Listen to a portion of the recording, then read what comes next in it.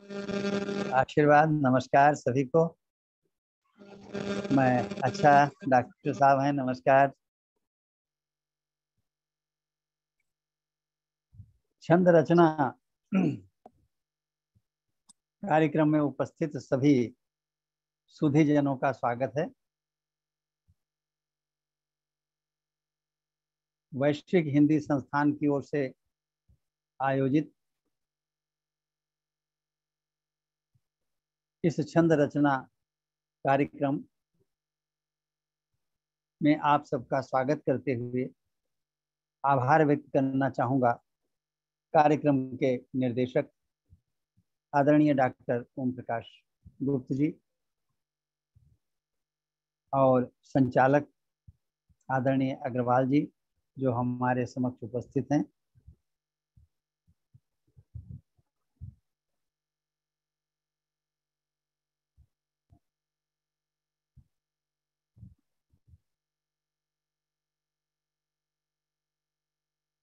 कोई चूक हो गई मुझसे।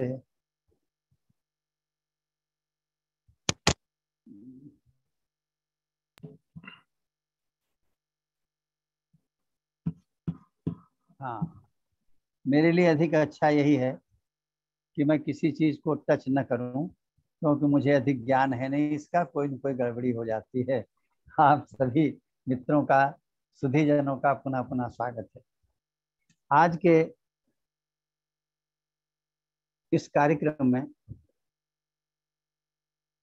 छंद रचना में मापनी और मापनी विज्ञान को विशेष रूप से समझना है।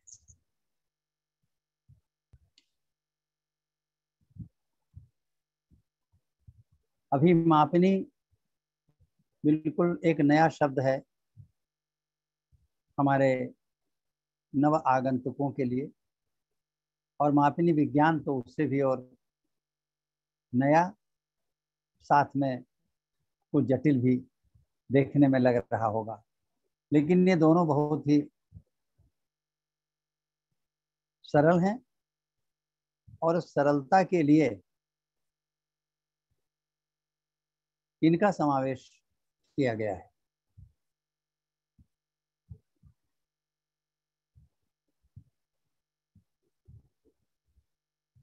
मुख्य हमारा उद्देश्य है छंद के व्याकरण को समझना। हम छंद के व्याकरण को समझें या लय के व्याकरण को समझें, एक ही बात, क्योंकि छंद जो है वास्तव में लय का व्याकरण है। ये हम प्रारंभ से कहते आए हैं। तो हमको कुछ नियमों में, कुछ अनुबंधों प्रतिबंधों में लय को बांधना है, जिससे हम अलग अलग छंदों की लय को अलग अलग पहचान सकें।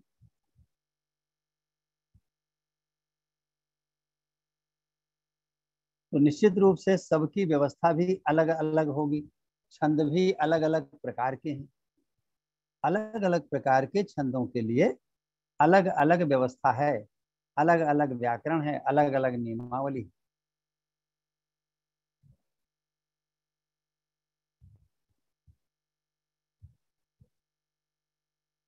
तो हमें संक्षेप में यह भी समझना होगा कि छंद कितने प्रकार के हैं। फिर हम अलग अलग प्रकार के छंदों के लिए समझेंगे कि उनकी व्याकरण किस प्रकार बनाई गई।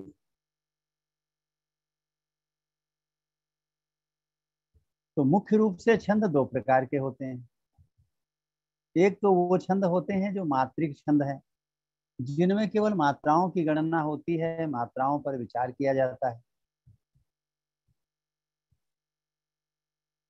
और दूसरे वे छंद होते हैं जिनमें वर्णों पे विचार किया जाता है,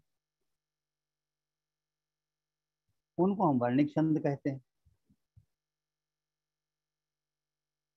वर्णिक छंदों में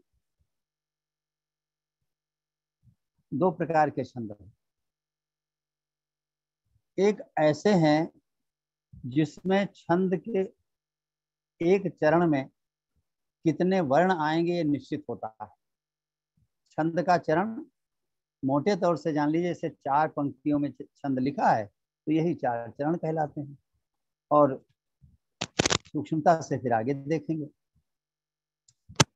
तो छंद के एक चरण में कितने वर्ण होते हैं ये निश्चित होता है, और प्रत्येक वर्ण का अलग अलग मात्रा भार क्या होता है ये भी निश्चित होता है।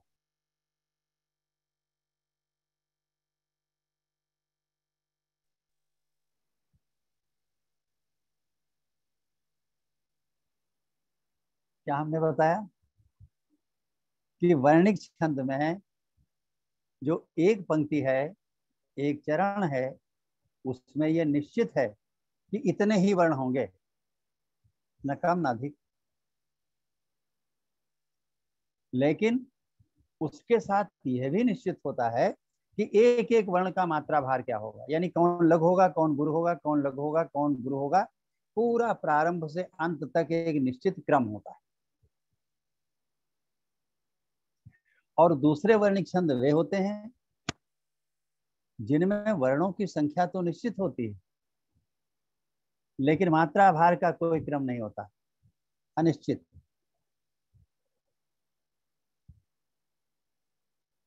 अगर वर्णिक छंद है तो वर्ण की संख्या तो निश्चित होगी दोनों में, लेकिन अगर संख्या के साथ में मात्रा भार भी प्रत्येक वर्ण का निश्चित है तो वो एक प्रकार का वर्णिक छंद हो गया। और ऐसे छंदों को हम कहते हैं वर्ण वृत्त। वर्ण वृत्त, वृत्त भी छंद का ही नाम है। शास्त्रीय ढंग से यहाँ पे उसको वर्ण वृत्त कहा गया है, लेकिन वृत्त का मतलब भी छंद ही होता है। तो वर्ण वृत्त हो गया। और उसका दूसरा प्रकार है जिसमें कि वर्णों की संख्या निश्चित है लेकिन उनका मात्रा भार निश्चित नहीं।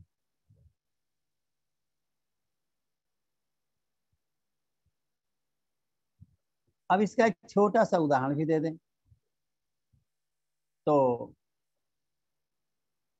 बात समझ में आ जाएगी।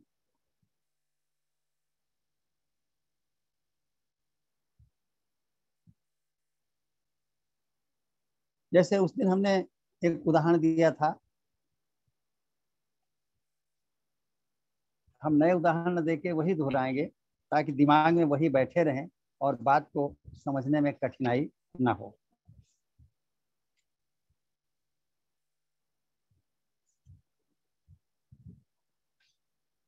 चलिए, वो कहीं चला गया। पहले तो देखें, वर्णों की संख्या निश्चित है लेकिन भार नहीं निश्चित।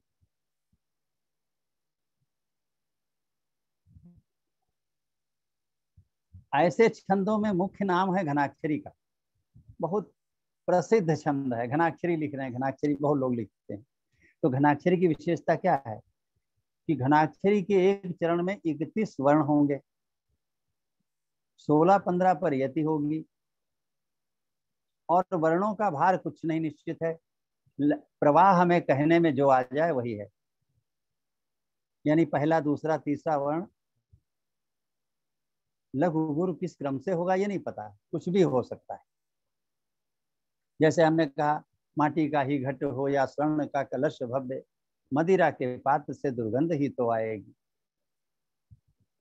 अब इसमें वर्णों का भार क्या है निकाल लीजिए, कुछ होगा। लेकिन अगर इसी की दूसरी पंक्ति को पढ़ा जाए कि शब्द के तालाब में डुबाओ जितना भी चाहे, झूठ की किताब तृण तुल्य उतर आएगी, इसमें क्रम और होगा। चौथी पंक्ति पढ़े तो क्रम और होगा, पांचवी पढ़े तो क्रम और होगा। पांचवी होती नहीं, चारे होती, मैंने यूं ही पढ़ते।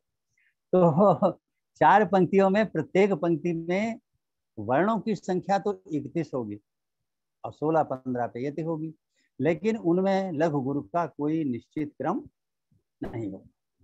वर्ण वृत्त में वर्णों की संख्या भी निश्चित होगी और प्रत्येक वर्ण का मात्रा भार भी निश्चित होगा, उसमें कोई परिवर्तन नहीं हो सकता। आप जो भी लिखेंगे रहेगा गुरु की जगह गुरु और लघु की जगह लघु।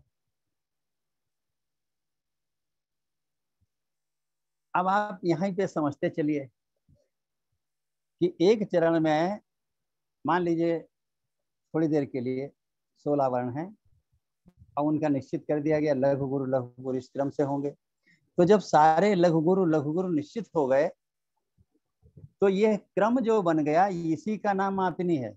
मापनी कोई जटिल चीज नहीं थी कि बहुत बड़ी कोई नई चीज आने वाली।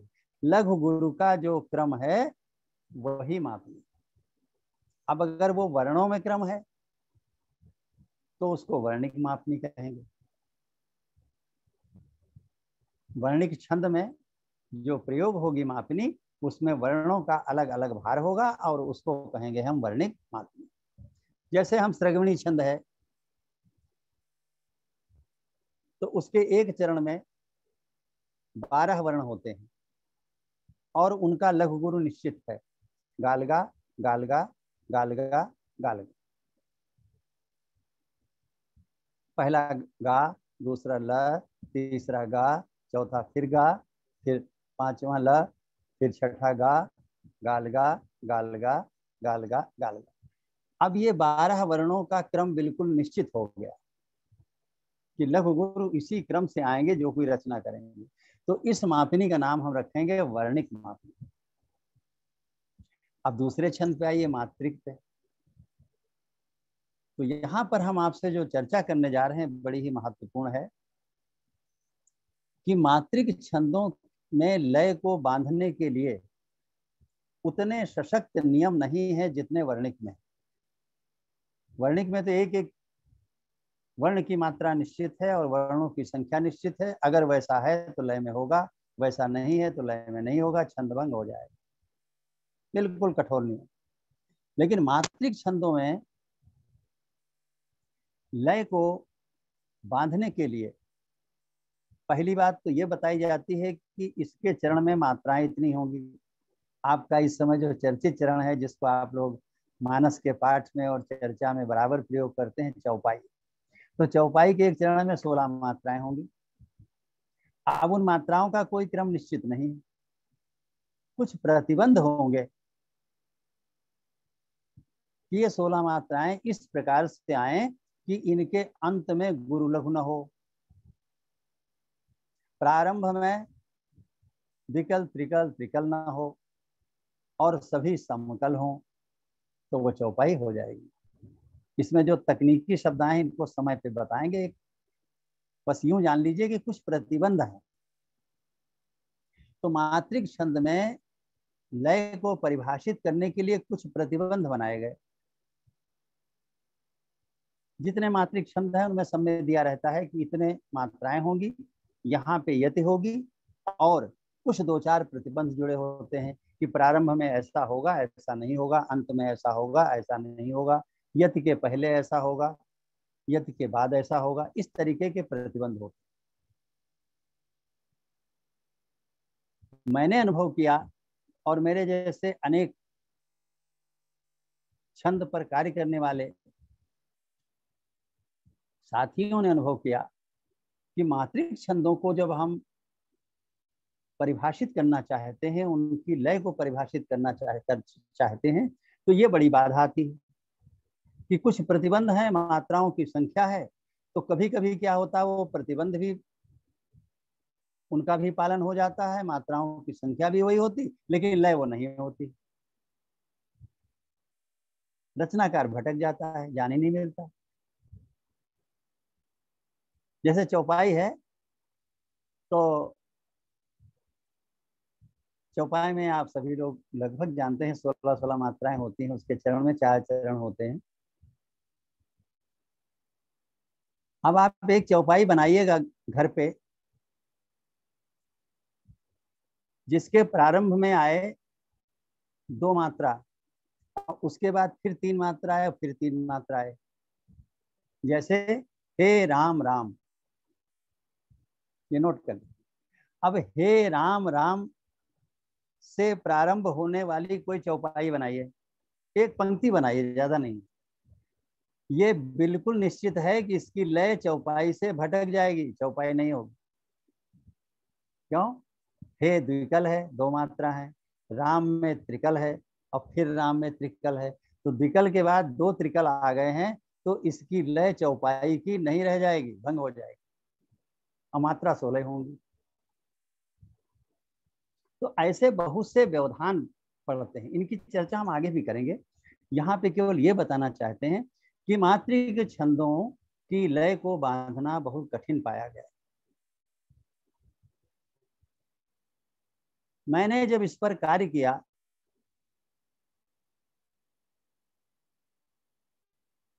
तो पाया कि मात्रिक छंदों में भी बहुत से छंद हैं जिनकी मापनी है, और हमने खोजना शुरू किया। एक छंद की मापनी खोजी, दूसरे खोजी, मिल गई, तीसरे खोजी, नहीं मिली, किसी की मिली, किसी की नहीं मिली। तो जिनकी मापनी मिल गई कि लघु गुरु का यही क्रम होगा, उनको समझना तो बहुत आसान हो गया। उदाहरण के लिए हम जिसकी चर्चा पहले कभी कर चुके हैं, एक विधाता छंद है। अब विधाता छंद की परिभाषा काव्य शास्त्र में दूसरे प्रकार से दी गई है। इसमें 28 मात्राएं होती हैं, और पहली, 8वीं, 15वीं और 22वीं मात्रा सदैव लघु होती है। अब पहली, 8वीं, 15वीं और 22वीं मात्रा लघु होती है, अंत में गुरु होता है। इस बात से पकड़ में नहीं आता है लय क्या होगी, और इसका पालन होने पर भी लय भंग हो जाती है। मगर हमने देखा कि विधाता छंद जब लिखा जाता है तो उसमें लघु गुरु का एक निश्चित क्रम होता है, और वो क्रम एक उदाहरण दे रहे हैं समझाने के लिए। तो उसमें वो लघु गुरु का क्रम क्या है? लगा गा गा, लगा गा गा, लगा गा गा, लगा गा गा, 4 बार। अब लगा गा गा में मात्राएं गिनिए, ल गा गा गा, तो कुल मिला के 7 मात्राएं हुई। ऐसी ही 7 मात्राएं 4 बार आई, लगा गा गा, लगा गा गा, लगा गा गा, लगा गा, तो कुल मात्राएं 28 हो गई जितनी होनी चाहिए। और उन 28 मात्राओं को एक क्रम में रख दिया गया, तो ये मापनी बन गई। मगर इस मापनी में वर्णिक वाली मापनी में एक अंतर है।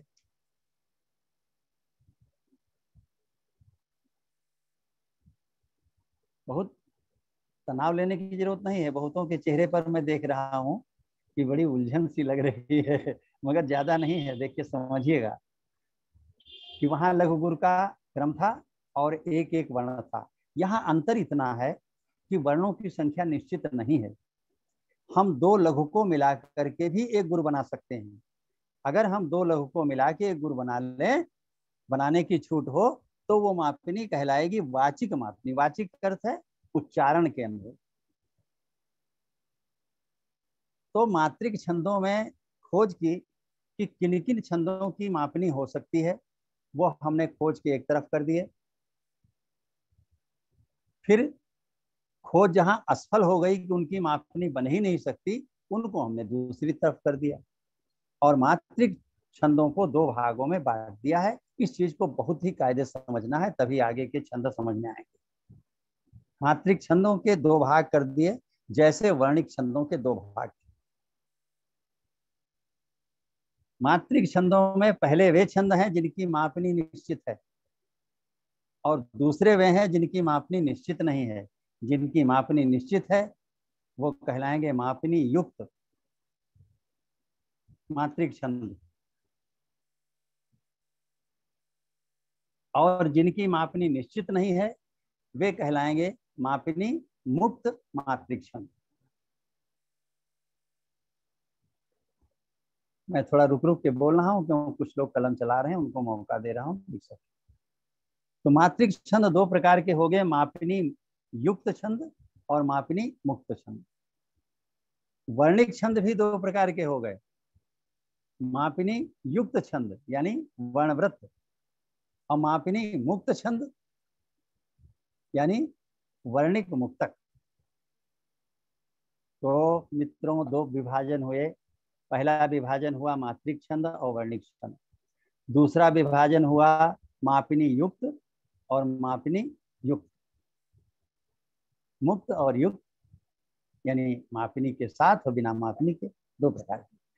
और ये दोनों प्रकार के छंद सभी में सम्मिलित हैं, मात्रिक में भी वर्णिक में। फर्क इतना है कि मात्रिक में मापिनी जो होगी वो वाचिक होगी और वर्णिक में जो मापिनी होगी वो वर्णिक होगी। अब एक और विभाजन है, वो ऐसे ही है, सुनने में बस समझ में आ जाएगा, लेकिन जान लेना जरूरी है क्योंकि आप छंद रचना को सीखने के लिए बैठे हैं। कि वर्णिक छंदों में जो 26 वर्णों तक के छंद हैं उनको साधारण छंद कहते हैं, और 26 वर्णों से जो आगे के छंद हैं 27 28 ज्यादा के, उनको दंडक कहते हैं। साधारण और दंडक, ये दूसरा विभाजन हो गया। दूसरा नहीं, ये तीसरा हो गया। पहला विभाजन मात्रिक वर्णिक, दूसरा विभाजन मापिनी युक्त मापिनी मुक्त, और तीसरा विभाजन साधारण और दंडक। उदाहरण नहीं देंगे क्योंकि हमें बातें बहुत सी करनी है, उदाहरण तो हम बराबर देते रहेंगे जब तक छंद का काम चलेगा। अब चौथा विभाजन आपको हम और बताना चाहेंगे, वो दोनों पे लागू होता है, मात्रिक पर भी और वर्णिक पर भी। कि अगर छंद के सभी चरण एक जैसे हों, एक जैसे कर कभी मत समझिएगा कि मात्राएं उनमें बराबर हों या वर्ण उनमें बराबर हों। एक जैसे माने उनमें मात्राओं की संख्या बराबर हो, उनकी प्रकृति भी बराबर हो। प्रकृति क्या होती है? लय होती है। तो सभी चरणों की अगर प्रकृति एक जैसी है, समान है, तो उनको हम कहेंगे सम मात्रिक छंद, और अगर वर्णिक है तो कहेंगे सम वर्णिक छंद।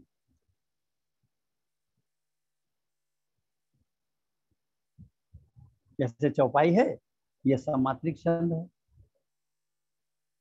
और भुजंग प्रयात ले लें वर्णिक में तो वो समवर्णिक छंद हो गए।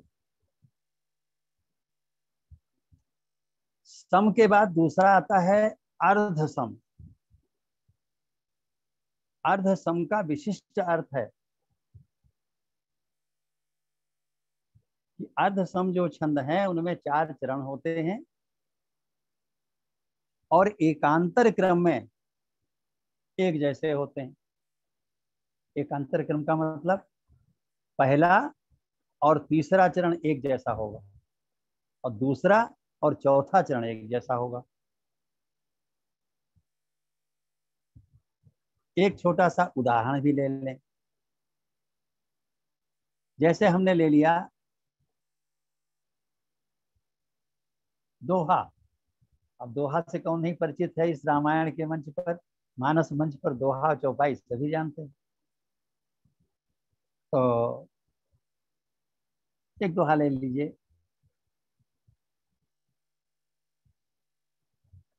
पवन तनय संकट हरण मंगल मूर्ति रूप। पवन तनय संकट हरण, ये है 13 मात्रा।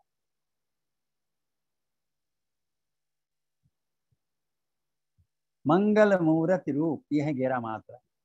तो 13 मात्राओं का जो चरण बनता है वो पहला चरण है, और 11 मात्रा का जो बना वो दूसरा चरण। देखिए दोहा लिखा 2 लाइनों में जाता है, 2 पंक्तियों में, लेकिन चरण 4 होते हैं। जो पहली पंक्ति लिखी जाती है उसके बीच में जहाँ अर्ध विराम होता है, तो अर्ध विराम के पहले एक पूरा चरण है वो, और अर्ध विराम के बाद जो है वो 11 मात्रा का दूसरा चरण है। फिर दूसरी पंक्ति में अर्ध विराम के पहले तीसरा चरण है और अर्ध विराम के बाद में चौथा चरण है। दोहे में बाकायदा विधिवत 4 चरण होते हैं। पंक्तियां दो दो पंक्तियों में लिखना आसान होता है, क्यों 11 13 24 ऊपर हो गई और 13 11 24 नीचे हो गई, तो 24 24 की पंक्ति बराबर हो जाती है। छापने में, लिखने में, पढ़ने में, देखने में अच्छा लगता है, लेकिन चरण उसके 4 ही होते हैं। तो उसमें क्या विशेषता है कि पहला और तीसरा चरण एक जैसा होगा, पहला और तीसरा एकांतर क्रम, और दूसरा और चौथा एक जैसा होगा। बड़ा हुआ तो क्या हुआ, जैसे पेड़ खजूर, पंथी को छाया नहीं, फल लागे अति दूर। तो बड़ा हुआ तो क्या हुआ, और पंथी को छाया नहीं, ये पहला और तीसरा एक जैसा। कह के देखिए, बड़ा हुआ तो क्या हुआ, बिल्कुल वैसे है, पंथी को छाया नहीं, ये पहला और तीसरा एक जैसे। अब दूसरा चौथा देखिए, जैसे पेड़ खजूर, फल लागे अति दूर, बिल्कुल एक जैसे है ना। तो दूसरा और चौथा एक जैसा हो गया, पहला और तीसरा एक जैसा हो गया। एकांतर क्रम में चरण जब समान होंगे तो इसको अर्ध सम कहेंगे, अर्ध सम मात्रिक, ऐसे ही अर्ध सम वर्णिक। अब मैं तीसरा इसका बताने जा रहा हूं वर्ग। हम दोहराते जाते हैं क्योंकि बोलने में बहुत सी बातें दिमाग से इधर उधर हो जाती हैं, खिसक जाती हैं, तो हम दोहराते रहते हैं। तो अगर सभी चरण यानी चारों चरण एक जैसे हों, केवल मात्रा की संख्या में नहीं, वर्ण की संख्या में नहीं, प्रकृति में एक जैसे, तो हम उनको कहेंगे सम छंद। अब सम मात्रिक छंद और समवर्णिक छंद हो गए। अगर एकांतर क्रम में चरण एक जैसे हो, पहला तीसरा एक जैसा हो, दूसरा चौथा एक जैसा हो, तो वो अर्ध सम, अर्ध सम मात्रिक, अर्ध सम वर्णिक हो जाएगा। अब तीसरा सुनिए, अगर छंद सम भी न हो और अर्ध सम भी न हो, इन दोनों से जो बचे वो विषम कहलाता है। विषम मात्रिक, विषम वर्णिक। जैसे कुंडलिया है, जानबूझ के हम कुंडलिया का उदाहरण ले रहे हैं। कुंडलिया में एक दोहा होता है और नीचे एक रोला होता है, 6 चरण होते हैं, और 6 चरणों में प्रत्येक चरण की मात्रा 24। कुंडलिया में मात्रा सबकी 24। कोई अगर मोटे तौर से देखना चाहे, 24 मात्राएं जब 6 की हैं तो ये तो सम हो गया। तो मैंने जोर देके क्या कहा था कि मात्राओं की संख्या नहीं, प्रकृति भी एक जैसी होनी चाहिए। तो कुंडलिया में दोहे की जो पहली पंक्ति होती है ऊपर 1, फिर दोहे की दूसरी पंक्ति होती है 2, ये दोनों चरण एक जैसे होते हैं, कोई संदेह नहीं। लेकिन नीचे के जो 4 चरण हैं रोला के, वो उससे अलग हटके होते हैं। उसमें 11-13 का क्रम होता है, 11-13, 11-13, 11-13 चारों में होता है। तो ये कुंडलिया क्या हो गया, न तो सम हुआ, क्योंकि 6 चरण जो हैं वो प्रकृति में समान नहीं, न अर्ध सम हुआ कि पहला तीसरा और पांचवा एक जैसा होता और दूसरा चौथा और छठा एक जैसा होता, अर्ध सम भी नहीं। तो जो सम भी नहीं है, अर्ध सम भी नहीं, उसको हम कहेंगे विषम छंद। ये विषम मात्रिक हो गया, अविषम वर्णिक हो गया। ये केवल जानकारी के लिए दिया है। हमारा यहाँ प्रयोजन केवल 2 बातों से है, उनसे आप एक बार फिर से जुड़ लीजिए कि एक प्रकार के छंद हैं जिनमें मात्राओं पर विचार किया जाता है, मात्रिक छंद। दूसरे प्रकार के छंद हैं जिनमें वर्णों पर विचार किया जाता है, वर्णिक छंद। और उनके भी 2 भाग हैं, एक वे जिनकी मापनी निश्चित है, जिनको कहेंगे मापनी युक्त छंद, और दूसरे वे जिनकी मापनी निश्चित नहीं है, कहेंगे मापनी मुक्त छंद। तो वर्णिक में तो मापनी युक्त, मापनी मुक्त पहले से चले आ रहे हैं, उसमें कुछ मैंने नया नहीं किया, क्योंकि जो वर्णवृत्त हैं वो मापनी युक्त हैं, और जो मुक्तक वर्णिक हैं जैसे घनाक्षरी वगैरह हैं, ये मापनी मुक्त हैं। पारंपरिक ढंग से जो पढ़ते आ रहे हैं वो वही पढ़ना है। लेकिन मात्रिक छंदों में जो कठिनाई थी लय को बांधने की, उस कठिनाई को दूर कर दिया है, केवल मापनी का प्रवेश वहां करा कि मात्रिक छंद भी अब 2 प्रकार के हो गए, मापनी युक्त, मापनी मुक्त। अगर मापनी युक्त है तो अधिक दिमाग ही नहीं लगाना, मापनी समझिए सब कुछ समझ गए। अगर मापनी मुक्त है तो थोड़ा अधिक दिमाग लगाना पड़ेगा, लय का अनुकरण करना पड़ेगा, प्रतिबंधों को देखना पड़ेगा, और फिर सबके बाद भी उस छंद को जांचना होगा, कहीं अटकाव तो नहीं आता, कहीं भटकाव तो नहीं आता, अगर है तो फिर उसको देखना पड़ेगा कहाँ गलती हो रही है। कठिन हो जाता है जिनमें मापनी मुक्त मात्रिक छंद है। अब मापनी के बारे में आपको ये जानकारी हो गई कि अगर वर्णों की के मात्रा भार निश्चित कर दिए जाएं तो वर्णिक मापनी हो जाती है, और अगर वर्णों की संख्या निश्चित न हो लेकिन मात्रा भार निश्चित हो तो वो वाचिक मापनी हो जाती है। ये मापनियां आती कहाँ से, कैसे इनका उद्गम हुआ है, कि वास्तव में लय जो होती है एक तरंग होती है, और ये उस तरंग के टुकड़े होते हैं। कभी कभी एक ही टुकड़े को बार बार दोहराया जाता है, कभी कभी अलग अलग टुकड़ों को जोड़ा जाता है। तो अलग अलग टुकड़ों को जोड़ेंगे वो जरा ज्यादा कठिन पड़ेगा। पहले आप एक ही टुकड़े को, टुकड़े का नाम है स्वरक, उसको हम छंद शास्त्र की भाषा में क्या कहेंगे, स्वरक।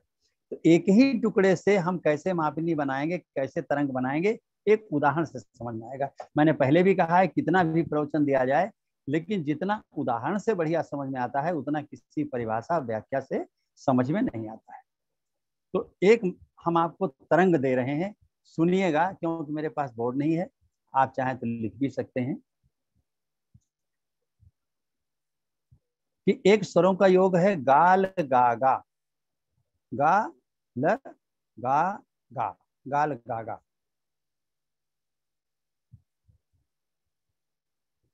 अब इसी गाल गागा को अगर हम दोहराते चले जाएं, ये मापनी विज्ञान आप पढ़ रहे हैं, मापनी का परिचय हो गया। अब आपको मापनी विज्ञान की ओर लेके जा रहे हैं। विज्ञान क्या है, क्योंकि विज्ञान तर्क सहित देता है बातों को, और जब तर्क पीछे होता है तो बातें भूलती नहीं, सदैव याद रहती। तो गाल गागा एक स्वरक हो गया, और इस स्वरक को हम दोहराते चले जाएं तो एक तरंग बनती जाए। गाल गागा गाल गागा गाल गागा गाल गागा गाल गागा गाल गागा, हम दोहराते जा रहे एक तरंग बन गए, और इस तरंग के टुकड़े होते जाएंगे तो छंदों की मापनी बनती जाएगी। आवश्यक नहीं हर टुकड़ा मापनी बनाए, लेकिन अधिकांश टुकड़े उसमें से मापनी बनाते जा रहे हैं। समझिएगा कि हमने 4 आवृत्तियां ली, गाल गागा गाल गागा गाल गागा गाल गा। अब जरा बताइएगा, बताना क्या है, मन में सोचिएगा कि गाल गागा में कितनी मात्राएं, मन में सोच लीजिए, फिर हम बताएंगे, मिला लीजिएगा। गा ल गा गा, मात्राएं आपने सोच ली? 7 मात्राएं। अच्छा, देखिए किसी ने बता दिया, शायद नम्रता जी हैं, आवाज जहां तक मैं पहचानता हूं। तो गाल गागा में 7 मात्राएं। अब ये 4 बार अगर दोहरा दीजिए, गाल गागा गाल गागा गाल गागा गाल गागा, तो 7 चौक 28 हो गए। ये 28 मात्रा की एक तरंग बन गई, यह मापनी हो गई। और यह मापनी हो गई एक छंद की जिसका नाम है माधव मालती छंद। अब आप म्यूट कर दीजिएगा माइक को जरा, उसमें फिर लोगों को समझने में दिक्कत आएगी। तो गाल गागा गाल गागा गाल गागा गाल गागा, यह मापनी हो गई माधव मालती छंद की। आपने माधव मालती छंद समझ लिया। अब व्याकरण में ज्यादा नहीं जाना, तकनीकी शब्दों को नहीं जाना। अगर आपने इतना पकड़ लिया कि माधव मालती की मापनी गाल गागा गाल गागा गाल गागा गाल गागा है, तो आपने सब कुछ समझ लिया।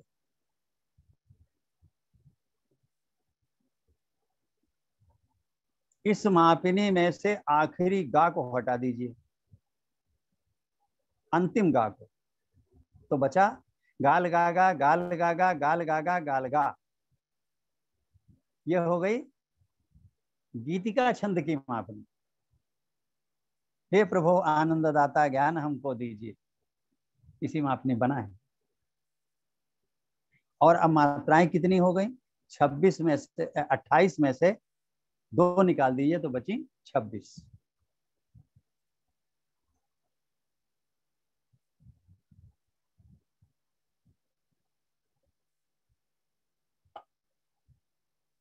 तो 26 मात्रा का ये छंद है, जिसमें मात्राओं का क्रम निश्चित कर दिया।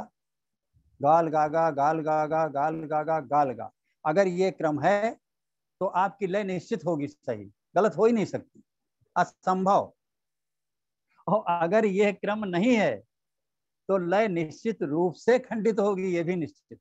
ये मापनी विज्ञान। आप अपनी लय को खुद जांच लेंगे, गलती करेंगे तुरंत अपने आप में मालूम हो जाएगा कि मैं गलती कर रहा हूँ। दूसरे की लय को भी तुरंत पकड़ लेंगे, मापनी से कब भटक रहा है अब कब मापनी पे चल रहा है। तो ये 26 मात्रा का हो गया गीतिका। अब इसमें से आखिरी गा को निकाल दीजिए, गीतिका में आखिरी गा को। तो बचा क्या? गाल गागा गाल गागा गाल गागा गाल। ये रूपमाला छंद हो गया।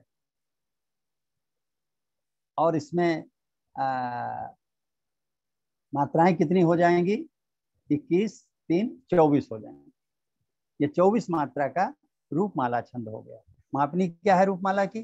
गाल गागा गाल गागा गाल गागा गाल। अब कुछ लोग सोच रहे होंगे गाल गागा में कोई लय भी बनती कि नहीं बनती, तो थोड़ा सा बीच में हम गा भी दें।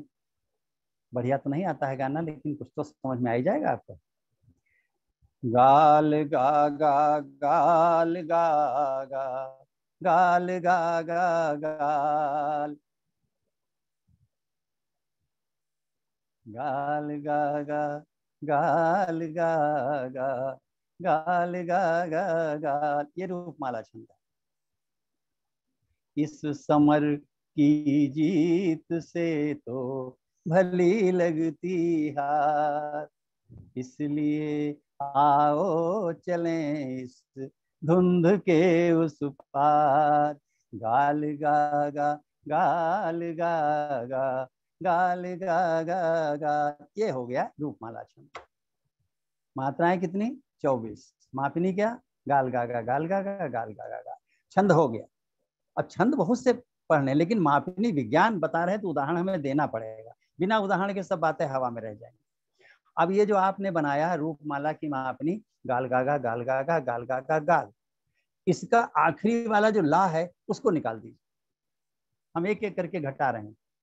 तो जब ला को निकाल दिया तो बचा क्या? गाल गागा गाल गागा गाल गागा गा। और ये हो गया रजनी छंद। गाल गागा गाल गागा गाल गागा गा। फिर एक, अब इसको बहुत लंबा न करके ऐसे बताते जा रहे हैं। फिर आखिर में एक गुरु निकाल दीजिए तो रह जाएगा गाल गागा गाल गागा गाल गागा। ये हो गया सार्ध मनोरम। फिर एक गुरु को निकाल दीजिए, गाल गागा गाल गागा गाल गा, आनंद वर्धक हो गया। गाल गागा गाल गागा गाल, यानी एक और गुरु निकाल दिया तो गाल गागा गाल गागा और गाल, ये हो गया मनोरम गाल। इसमें से लघु को निकाल दीजिए, गाल गागा गाल गागा गा, ये हो गया मनोरम गा। और उस गा को भी निकाल दीजिए, गाल गागा गाल गागा, ये हो गया मनोरम।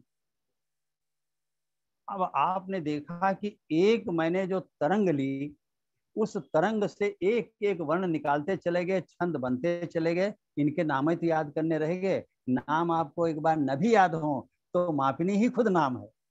भैया नाम नहीं याद है लेकिन हम लिख तो उसी मापनी पर रहे हैं। तो इतने छंदों का ज्ञान आपको एक तरंग से हो गया। जाने कितनी तरंगे हैं, जाने कितने टुकड़े हैं, जाने कितने छंद बनेंगे। वो छंद हम पढ़ाएंगे नहीं।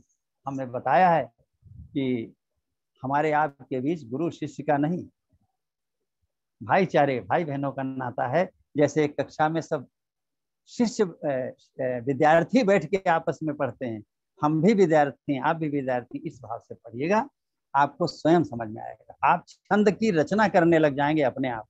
अभी आपने देखा ना, अब ऐसे ही कोई दूसरी मापनी ले लीजिए, लगा गागा लगा गागा लगा गागा लगा गागा, और एक एक गा निकालते जाइए, मापनी बनती जाएगी। कुछ गलत भी बनेगी, कुछ सही भी बनेगी, थोड़ा तो बाद में समझ में आएगा। तो इस प्रकार से हमने आपको बताया कि गुरु लघु वर्णों के क्रम से जो मापनी बनती है वर्णिक मापनी, मात्राओं के रूप में जो गुरु लघु की मापनी बनती है वाचिक मापनी, जो मात्रिक छंद मापनी में बांधे जा सकते हैं उनको मापनी युक्त छंद कहेंगे, जो मापनी में नहीं बन सकते उनको मापनी मुक्त कहेंगे। मापनी युक्त छंदों को समझना बहुत सरल, अगर मापनी मालूम तो सब कुछ मालूम। मात्रा भी नहीं याद हो तो तुरंत गिन लेना, अपनी मापनी कही उसमें गिन लिया मात्राएं कितनी, छंद की मात्रा आ गई। यति भी समझी जाती है, वो भी समय आने पे देखेंगे आप। अब जो मापनी मुक्त छंद रह गए उनको समझना कठिन है, ये हमने पहले कह दिया। मापनी जिसकी है वो तो बहुत आसान, लेकिन जिसकी मापनी नहीं उसको समझना कठिन।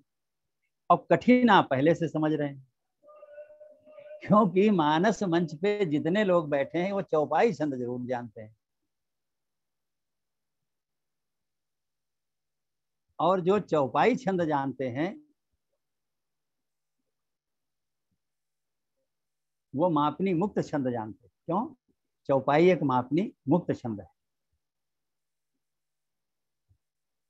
और इस छंद को जानने के लिए बहुत व्याकरण की नहीं आवश्यकता है। चौपाई को किसी सरल लय में गाइए, बनावटी लय में नहीं, सरल लय में। मंगल भवन अमंगल हारी, द्रवहु सुदशरथ अजिर विहारी, ये सरल लय। और छंद कोई और है और घुमा फिरा उस लय में गा देते हैं, किसी स्वर को बढ़ा के किसी घटा करके, तो वो लय मत पकड़िए। वो भी हम बताते हैं। जैसे रामायण की चौपाई को लोग भुजंग प्रयात पे गाते हैं, एक फिल्मी गाना है उसी पे ढाल के गाते हैं।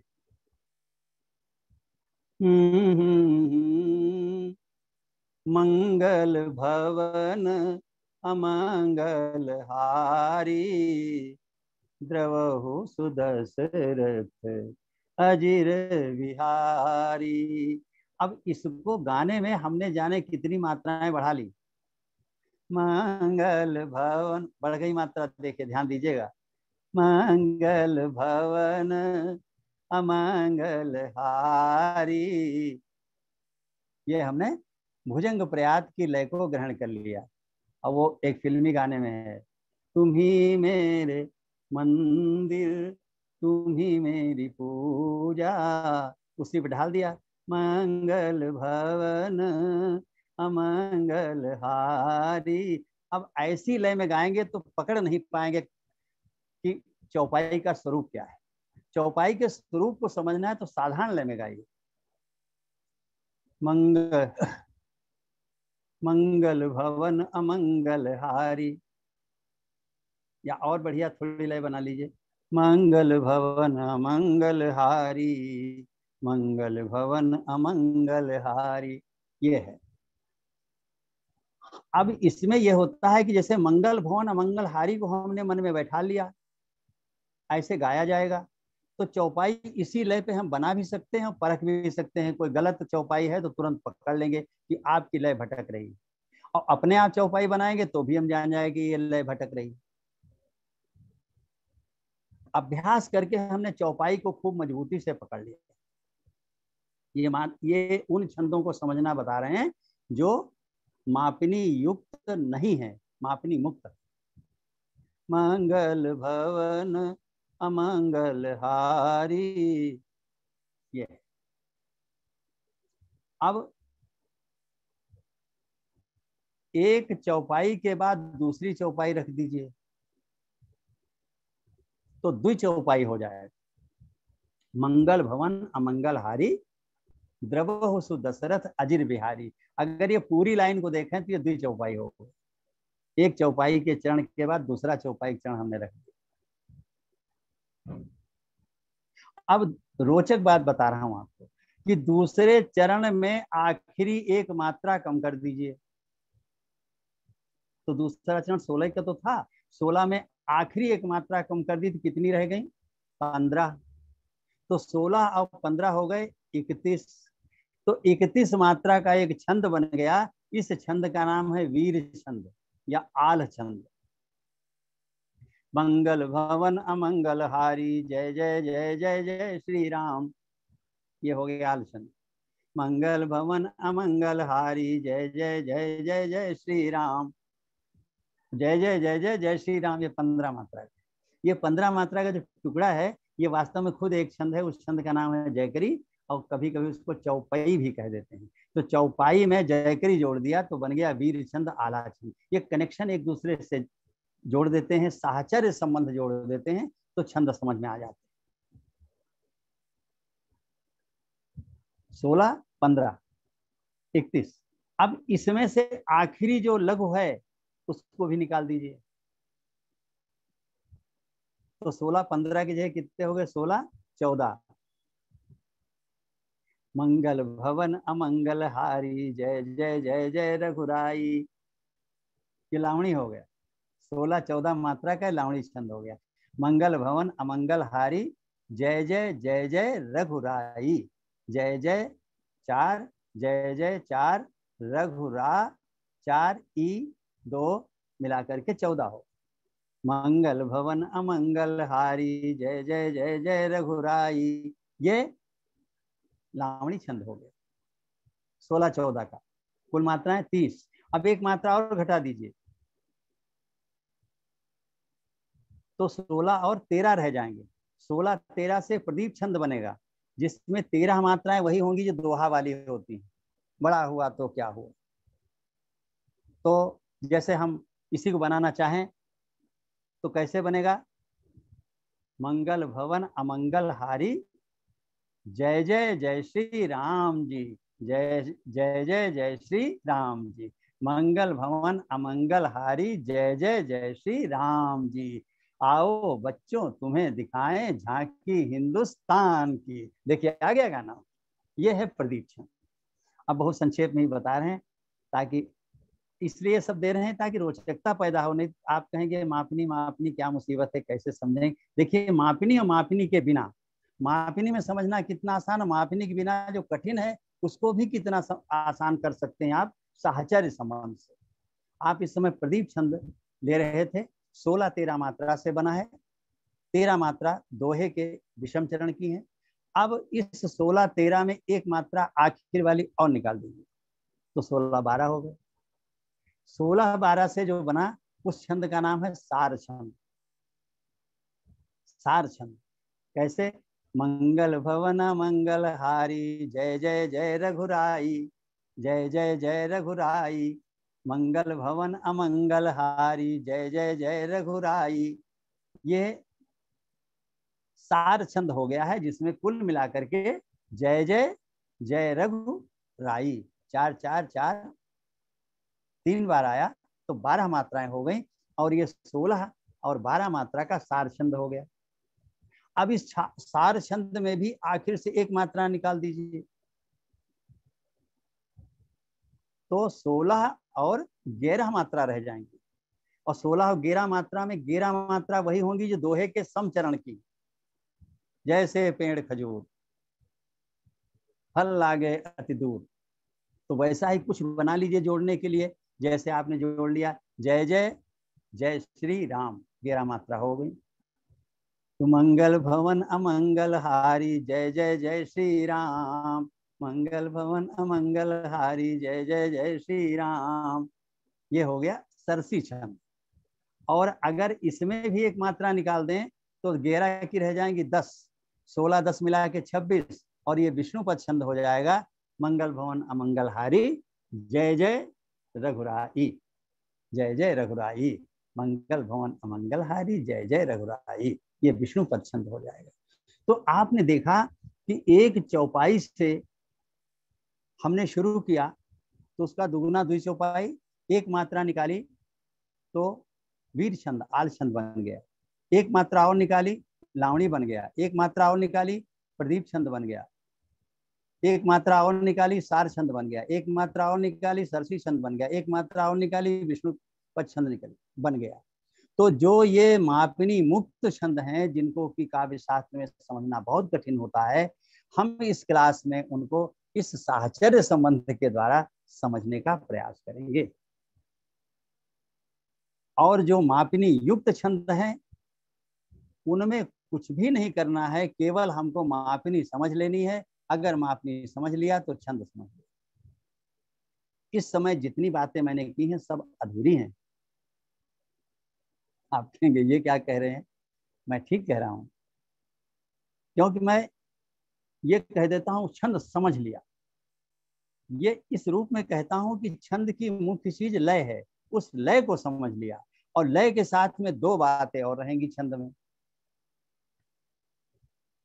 वो क्या, उसकी तुकांत व्यवस्था क्या है, और दूसरी बात उसमें चरण की संख्या क्या है। जैसे कि 4 चरणों के जो सामान्य छंद हैं उनमें सब में पहले दूसरे का तुकांत एक होता है और तीसरे चौथे का तुकांत दूसरा होता है।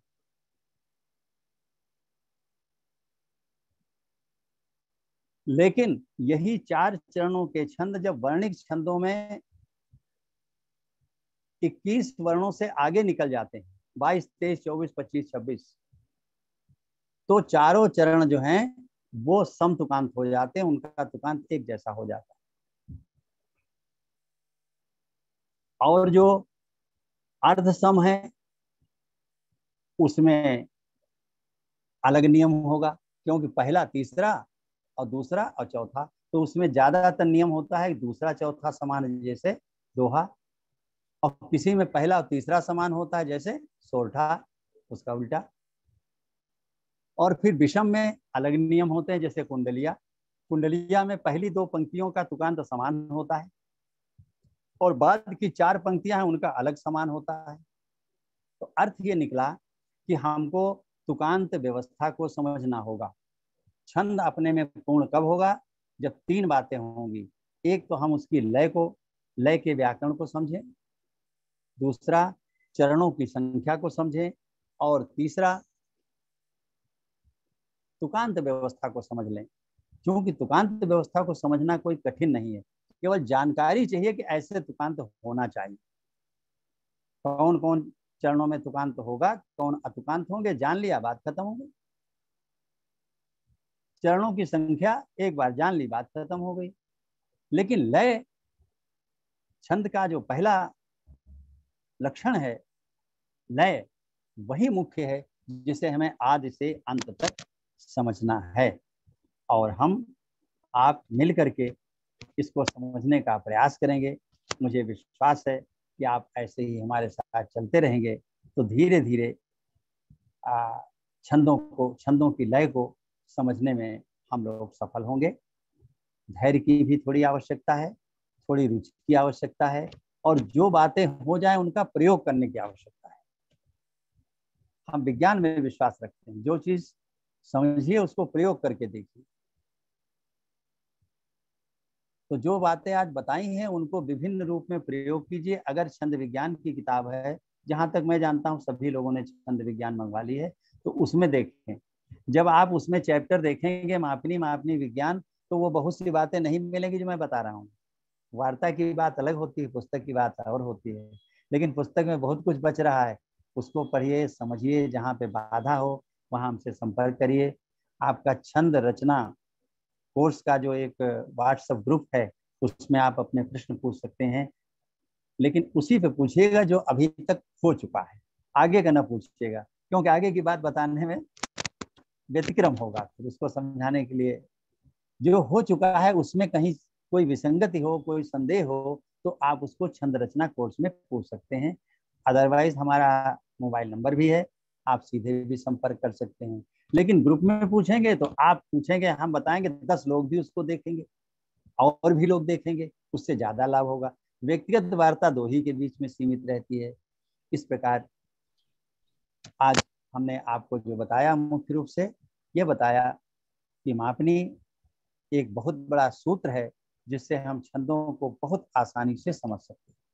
वर्णिक छंदों की वर्णिक मापनी होगी, जिसकी ज्यादा चर्चा आज हमने नहीं की है, समय आने पर उसकी करेंगे। और मात्रिक छंदों की वाचिक मापनी होती है, जिसकी चर्चा हमने एक उदाहरण से की है। ऐसे बहुत से उदाहरण हैं, बहुत से छंद हैं। और ये भी आपको बताया कि जो मापनी मुक्त हैं उनको भी समझने की कला विकसित की जा सकती है, जिससे हम उनको आसानी से समझ सकते हैं। मेरी बात आज यहीं पर पूरी होती है। मैं कुछ समय इसलिए छोड़ रहा हूँ, खैर 2 ही 3 मिनट बचे हैं, कि आप में से कोई यदि कुछ पूछना चाहते हैं तो हमारे आगे वो बात रख सकते हैं, हम आप मिल करके उस पर चर्चा करेंगे। जी नमस्ते, मेरा नाम रेखा भाटिया है जी और मैं काफी सालों से अमेरिका में रह रही हूँ। 23 साल हो चुके हैं। तो जो आपकी संस्कृत वाली हिंदी है, कई बार समझने में थोड़ा तकलीफ होती है और उसको पूरा दिमाग में एक साथ फॉलो करने में थोड़ा बिखर जाता है। तो मैंने पहले भी रिक्वेस्ट डाला था ग्रुप में कि आप जो पढ़ाने वाले हैं, यदि वो आप पहले थोड़ा डाल देंगे कि आज हम ये वाला चैप्टर कवर करने वाले हैं, तो वो जैसे हम मैं थोड़ा पढ़ लेंगे, थोड़ी रीडिंग कर लेंगे, तो दिमाग में थोड़ा उसको फिर एक साथ फॉलो कर सकते हैं।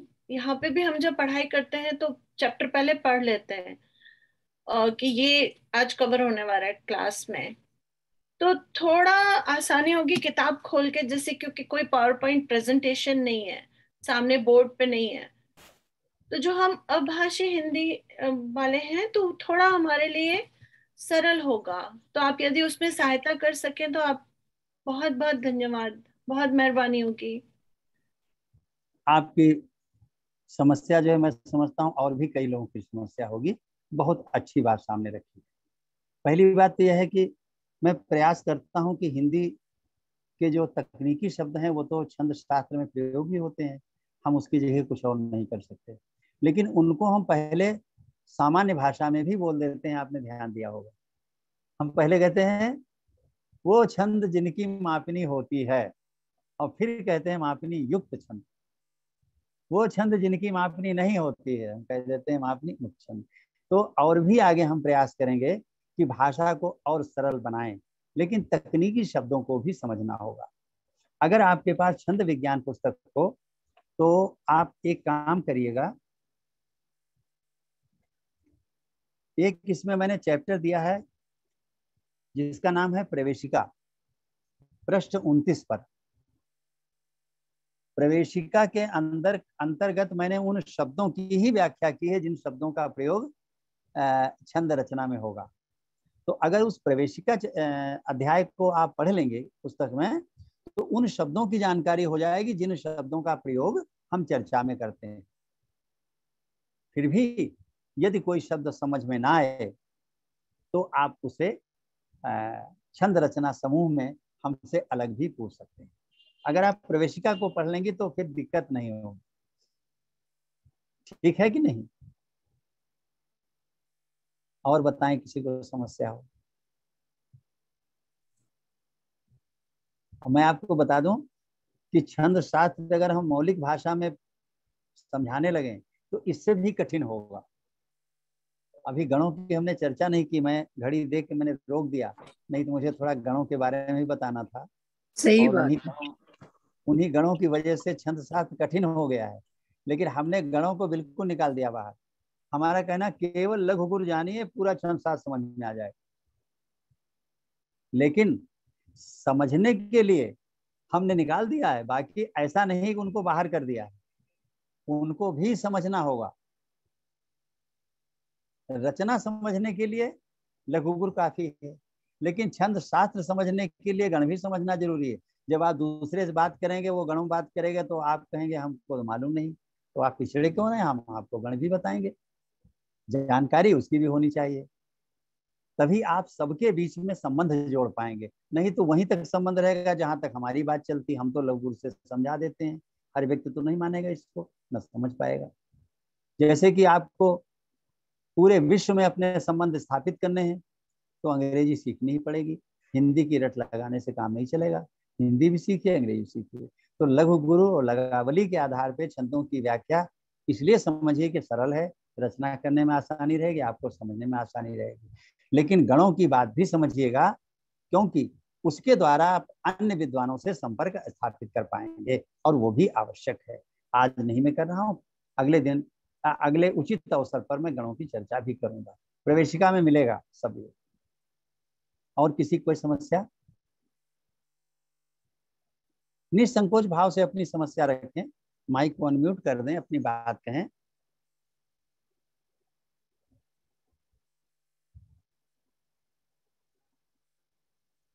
किसी को कोई समस्या नहीं है तो अभी हम नाम भूल गए हैं जिन्होंने समस्या रखी थी कि पहले से मालूम हो तो हम उस चैप्टर को तैयार करके आया करें, उस अध्याय को। तो मैं आपको बता देना चाहता हूं कि अगले दिन हमारा जो अध्याय है वो होगा सममात्रिक छंद। हमने भी बताया था मात्रिक छंदों में वे छंद जिनके सभी चरण समान होते हैं। समान का अर्थ मात्राएं भी समान होती हैं, मात्राओं की संख्या भी समान होती है और प्रकृति भी समान होती है। तो सममात्रिक छंदों की हम चर्चा अगले दिन करेंगे। ये बहुत कठिन काम है कि 60 मिनट में हम सममात्रिक छंदों की विस्तार से चर्चा कर सकें। इसलिए हमने थोड़ी सी चालाकी भी की है कि आज मापनी के साथ साथ काफी उस विषय को भी ले लिया है जो सममात्रिक छंदों की चर्चा में आएगा, और इससे क्या होगा कि वहां पर समझने में आपको आसानी रहेगी। तो संप्रति मेरा निवेदन है कि आप लोग अगर संभव हो तो सममात्रिक छंद वाला अध्याय थोड़ा पढ़ के आए, क्योंकि उसमें हम 2-4 ही उदाहरण दे पाएंगे। सारे छंदों पे चर्चा तो संभव ही नहीं 60 मिनट में। लेकिन होता यह है कि जब कुछ चीजों को कारण सहित समझ लिया जाए, तर्क के साथ समझ लिया जाए, तो उसी तर्क के आधार पर उस प्रकृति की जितनी चीजें वो अपने आप समझ में आने लगती हैं। हमको सारे छंदों की चर्चा नहीं करनी है, छंद को समझने के लिए एक दृष्टि विकसित करनी है, वो दृष्टि विकसित होनी चाहिए, ये महत्वपूर्ण है, और उसके लिए हम प्रयासरत रहेंगे। अगले दिन आपसे फिर भेंट होगी। कुछ किसी को अब भी कहने का मन हो तो आप कह सकते हैं, नहीं तो मेरी ओर से आज चूंकि आदरणीय ओम गुप्त जी है नहीं तो वो समापन करते। मैं भैया अग्रवाल जी से कहूँगा कि वे चाहें तो अपने शब्दों से आज के इस कार्यशाला का समापन करें। धन्यवाद ओम जी, बहुत बहुत धन्यवाद आपका। बहुत अच्छा रहा आपका प्रोग्राम। पहले मैंने फ्रैंक सही कहूँ तो मैंने पहली बार सुना है, इसके बारे में मुझे ज़्यादा इतना ज्ञान भी नहीं है, पर काफ़ी कुछ नया जानने को मिला। आशा है सभी को वो अच्छा लगा होगा। अगर किसी को कुछ कहना है आज के पाठ के बारे में तो वो कह सकता है कुछ, नहीं तो हम कार्यक्रम की भी समाप्ति कर देंगे। मेरा एक छोटा सा प्रश्न है। हाँ अवश्य। हम लोग चर्चा कर रहे थे एक दिन अपने रामचरित मंथन पे कि चौपाई के बारे में। चौपाई में 16-16 मात्रा के कितने चरण होते हैं? 4 चरण होते हैं। 4 चरण। एक चरण को क्या बताते हैं?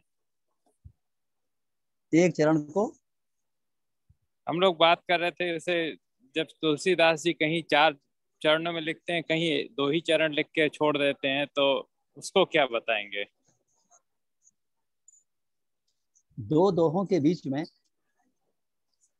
जो चौपाई आती हैं उनके चरणों की संख्या 4 की गुणक होनी चाहिए। आपका अर्थ यह है कि 4, 8, 12, 16, 20, और मान लीजिए कुल चरणों की संख्या 22 है, तो 20 चरणों से तो बन गई चौपाई 5। आप जो कहना चाहते हैं मैं उस बात को रख रहा हूं सबके आगे, शायद यही आप कहना चाहते हैं कि अगर कुल मिला के 22 चरण हैं तो 22 चरणों में 20 चरण से तो बन गई 5 चौपाई। अब 2 चरण बचे, ये क्या है? यही तो आप पूछना चाहते हैं जी। ये कहीं कहीं पे है, पूरी रामायण में नहीं है। कहीं कहीं 2 दोहों के बीच में 4-4 चरण की चौपाई बनाने के बाद 2 चरण बच रहते हैं। या इसको दूसरे ढंग से आप समझना चाहें कि 2 चरण की एक पंक्ति होती है। जो रामायण लिखी जाती है उसमें 2 चरण दाहिने बाएं लिखे जाते हैं और एक पंक्ति हो जाती है। तो दो पंक्तियां मिला के एक चौपाई हो जाएगी, उसमें 4 चरण हो जाएंगे। तो पंक्तियों की संख्या सम होनी चाहिए। जब सम होगी यानी 2, 4, 6, 8 होगी तभी तो पूरी चौपाई बनेगी। लेकिन अगर वो संख्या 9 है, 9 दूनी 18 चरण हो गए, 18 में 16 चरण की 4 चौपाई होगी, अब बाकी बच गए 2 ही चरण। तो मित्रों ये एक विसंगति है। छंद शास्त्र में इसके लिए कोई स्थान नहीं है। तुलसीदास से ये विसंगति हुई या उनकी लिपि को हस्तांतरित करने में कहीं किसी से विसंगति हुई, दोनों बातें हो सकती हैं। तुलसीदास को हम महान कवि मानते हैं, परम पूज्य हैं, और उनका आदर्श ऐसा है कि कुछ कहने में जुबान लड़खड़ाने लगती है, लेकिन मनुष्य हैं, महामानव हैं, लेकिन हैं तो मानव ही, और मानव जहाँ है वहाँ त्रुटि हो सकती है, चूक हो सकती है। तो तुलसीदास ने ये जो 4-4 चरणों की चौपाई होनी चाहिए उसके हिसाब से न करके कहीं कहीं 2 चरण बच रहते हैं, ऐसा उन्होंने लिखा है। यानी 2 दोहों के बीच में 2 चरण बच रहते हैं या कहीं एक पंक्ति बच रहती है, तो उस एक पंक्ति को छंद नहीं माना जाएगा, यह एक विसंगति है। लेकिन तुलसीदास सच पूछिए महामानव नहीं, हम सबके लिए भगवान जैसे हैं, तो हम उनका बहुत सम्मान करते हैं, और उनका सम्मान करने के लिए उस एक लाइन को, एक पंक्ति को अर्धाली का नाम दिया गया है। ये मेरी ओर से नहीं है, ये सभी साहित्यकारों ने सर्वसम्मति से उसका नाम अर्धाली रखा है। अर्धाली का छंद शास्त्र में कोई स्थान नहीं, किसी छंद शास्त्र में आप इसको नहीं पाएंगे। लेकिन तुलसीदास जी का सम्मान करने के लिए जो एक पंक्ति की चौपाई शेष बच रहती है, चौपाई तो नहीं कहेंगे, एक पंक्ति जो बच रहती है, अर्थात 2 चरण जो बच रहते हैं, उसका नाम अर्धाली रख दिया गया है उनके सम्मान के लिए। यह चीज अनुकरणीय नहीं है। क्योंकि महामानव तुलसीदास जी ने लिखा है तो नतमस्तक होकर हम उसको स्वीकार करेंगे, अंगीकार करेंगे, लेकिन अनुकरण उसका नहीं करेंगे अपनी रचना। धन्यवाद, थैंक यू, स्वागत है। और कहीं कोई बात हो? अग्रवाल जी, आदरणीय श्याम प्रकाश अग्रवाल जी, बस एक प्रश्न मेरा है। कोई जल्दी नहीं है और हमको भी कोई जल्दी नहीं है। मंगल भवन अमंगल हारी प्रभु से दशरथ अजर बिहारी, ये पूरी चौपाई नहीं मानी जाएगी? ना ना ना। अच्छा, इसके बाद की एक पंक्ति और जोड़ी जाएगी तब वो पूरी चौपाई होगी। ये अर्धाली है। हम लोग लोक भाषा में बोलचाल में खूब कह लेते हैं ये चौपाई हो गई, लेकिन ये शास्त्रीय आधार पे बिल्कुल चौपाई नहीं, कहीं कोई संदेह ही नहीं। बताइए, हम समझते थे कि अर्धाली माने इसका भी आधा मंगल भवन अमंगल हारी। हम भी आधी जिंदगी तक यही समझते रहे, आधे जीवन तक हम भी समझते रहे, बाद में समझ में आया ये चौपाई नहीं है, 2 पंक्तियां मिला। बहुत अद्भुत, धन्यवाद धन्यवाद जी। धन्यवाद सर जी। हाँ, अच्छा, आवाज स्पष्ट नहीं आई है इसलिए हम समझ नहीं पा रहे हैं। हाँ सर, आज थोड़ा सा वाईफाई का प्रॉब्लम है इसलिए आवाज नहीं आ रही। मैं डूब गया तीरथ में, मैं डूब गया। आपका बहुत बहुत धन्यवाद। कुछ कोई और कह रहा है, आवाज नहीं स्पष्ट है लगता है जी। हमें लगा था कोई कुछ दूसरा भी कोई कुछ बोल रहा है। दोनों तरफ से आ रही थी आवाजें। हाँ हाँ हाँ, तो दोहरा लें आप, कोई ऐसी बात नहीं है। जिज्ञासा रह गई तो लाभ ही क्या है इस कार्यक्रम का। बिल्कुल बिल्कुल सही बात करें आप। अगर आप कोई आचार्य जी असुविधा ना हो तो एक प्रश्न पूछूं? मैं राजरानी शर्मा बोल रही हूँ। हमको प्रश्नों में ही सुविधा है, जितने प्रश्न पूछेंगे उतनी सुविधा है। नहीं, ये कि प्रदीप छंद आपने बताया और प्रदीप जी का गाना उसमें था, तो क्या प्रदीप छंद बाद में बना है कि पहले से ही प्रदीप छंद था? ये बड़ी जिज्ञासा हो रही है। बहुत सही प्रश्न किया है। प्रदीप छंद है ही नहीं छंद शास्त्र में।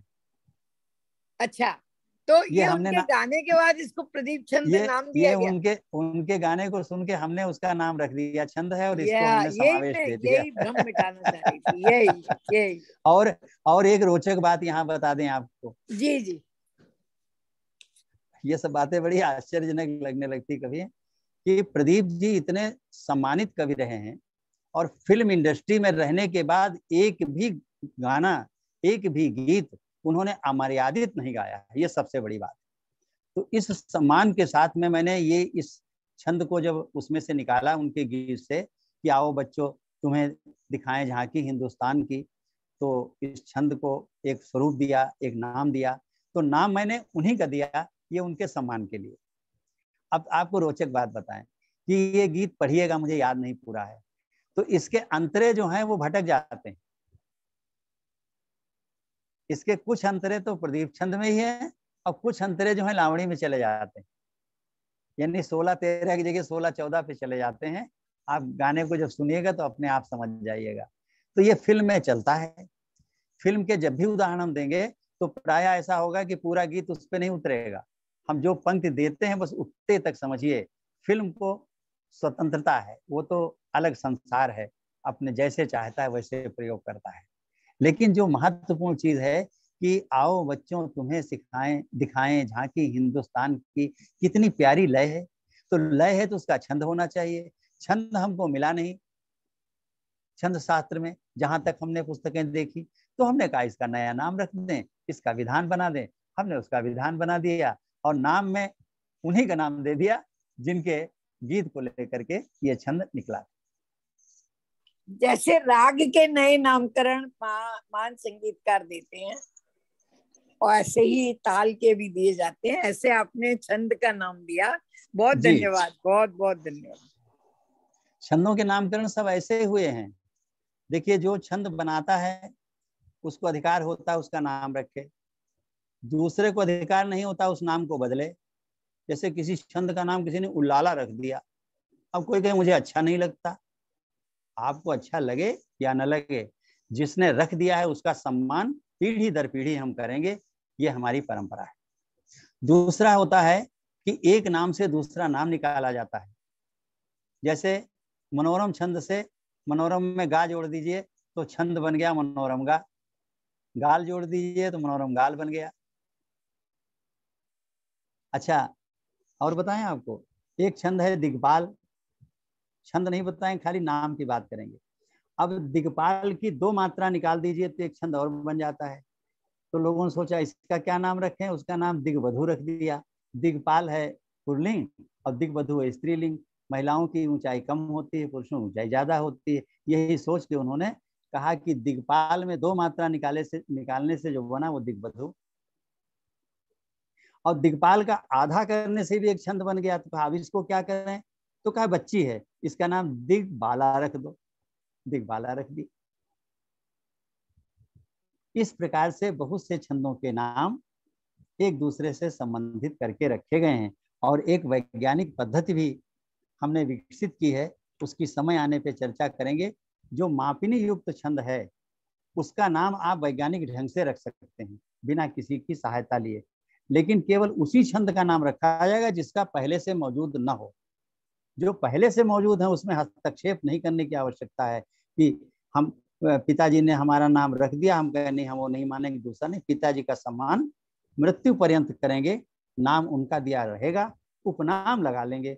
हम ओम प्रकाश मिश्र हैं तो हम नीरव लगा लेंगे, ये तो ठीक है, लेकिन ओम प्रकाश मिश्र को हम मृत्यु पर्यंत नहीं बदलेंगे, ये उनका सम्मान। ऐसे ही छंदों के नामों का हम सम्मान करते हैं। जहां नाम नहीं होता है वहां नया प्रयोग करते हैं।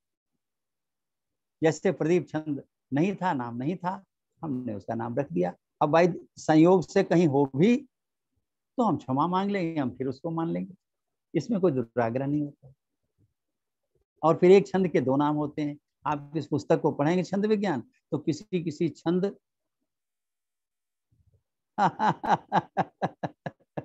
तो राजरानी जी कहती हैं आप नीरव नहीं, आप तो कलरव हैं। तो धन्यवाद। खैर, तो इस पर हम छंद एक सुनाते रहते हैं, फिर कभी सुना देंगे आपको। तो कहने का अर्थ यही है कि जो नाम है उनका सम्मान करना है, जब नाम न हो तो हम उसका प्रयोग करेंगे। और वर्णिक छंदों से जो मात्रिक छंद बनाते हैं तो भी नामकरण कर लेते हैं, लेकिन तब करते हैं जब पहले से नाम ना हो। हर जगह ये जुड़ा हुआ है, तो पहले से यदि नाम है तो हमारा अधिकार नहीं हम नया नाम रखें। लेकिन बहुत से छंद ऐसे उनके पहले से ही 4-4 नाम हैं, 5-5 नाम हैं, और एक नाम के कई छंद हैं। तो जो कुछ पहले से चला रहा है उसमें हमको हस्तक्षेप नहीं करना है, अपने पूर्वजों का सम्मान करना है। केवल समझने के लिए हम अपने विचार को बदल लेंगे कि भाई एक नाम के 3 छंद हैं, अलग अलग समझ लेना कि गीतिका एक मात्रिक भी है और गीतिका एक वर्णिक भी है, और गीतिका वर्णिक में एक नहीं बल्कि 2 हैं, तो 3 गीतिका छंद हो गए। तीनों का जब जब आएगा तो हम समझ लेंगे परंपरा का सम्मान करते हुए। धन्यवाद।